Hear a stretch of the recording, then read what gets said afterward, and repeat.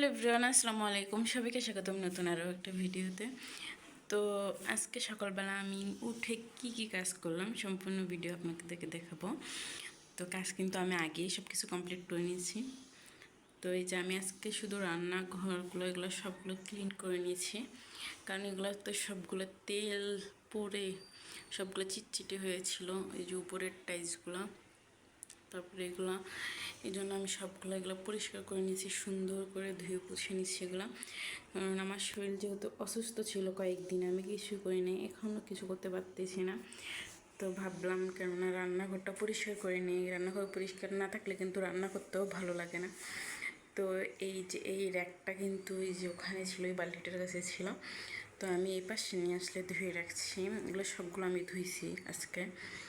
তো এই যে এইভাবে গোছায় রাখছে, আর আমগুলো এখানে রেখে দিয়েছি যেহেতু ওই পাশে ছিল, তো আমি একটু সুন্দর দেখানোর জন্য এগুলো এখানে গোছায় রাখছি। তো এই যে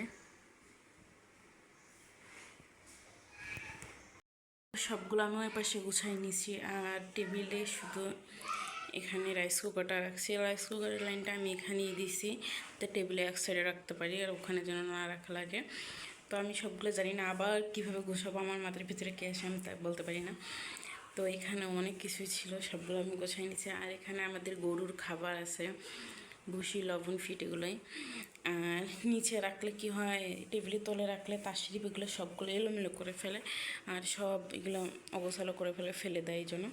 আর এই যে একটা আমি এখানে তো রাখছি আরও আগে, তো এগুলো সবগুলো গোছাই নিয়েছি আমি।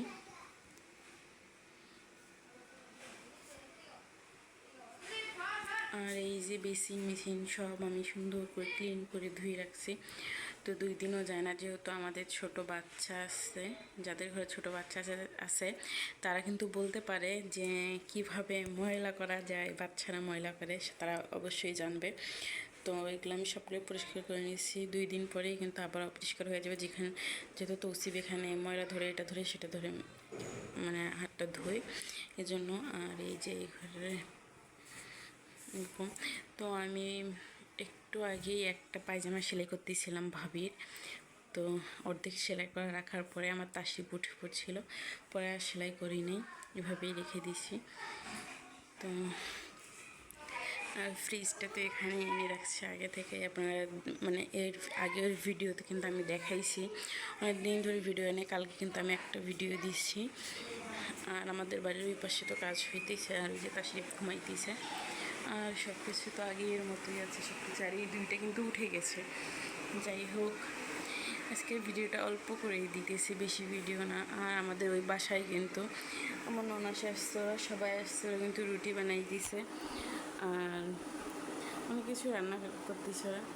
আর যাই হোক, আমি ঘর মোর একদম গোছাইনি, তো আজকে ভাবলাম একটু হালকা পাতলা গোছাই, না কিন্তু একদম অগোছালো ভালো লাগে না।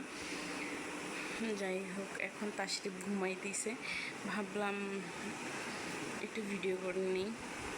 আর তাশরিফ উঠলে তো একদম কোনো কিছুই করা যায় না, আর শব্দ বেশি, অনেক শব্দ কাজ করতেছে যেহেতু।